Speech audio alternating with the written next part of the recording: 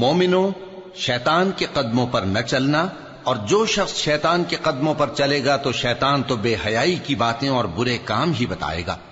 اور اگر تم پر اللہ کا فضل اور اس کی مہربانی نہ ہوتی تو ایک شخص بھی تم میں پاک نہ ہو سکتا، مگر اللہ جس کو چاہتا ہے پاک کر دیتا ہے، اور اللہ سننے والا ہے، جاننے والا ہے۔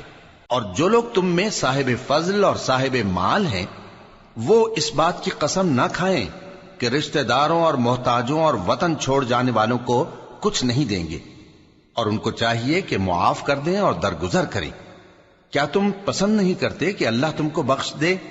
اور اللہ تو بخشنے والا ہے، مہربان ہے۔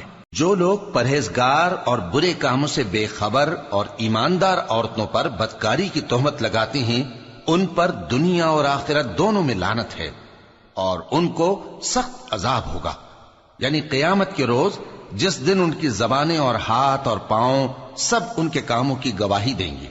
اس دن اللہ ان کو ان کے اعمال کا پورا پورا اور ٹھیک ٹھیک بدلہ دے گا، اور ان کو معلوم ہو جائے گا کہ اللہ برحق اور حق کو ظاہر کرنے والا ہے۔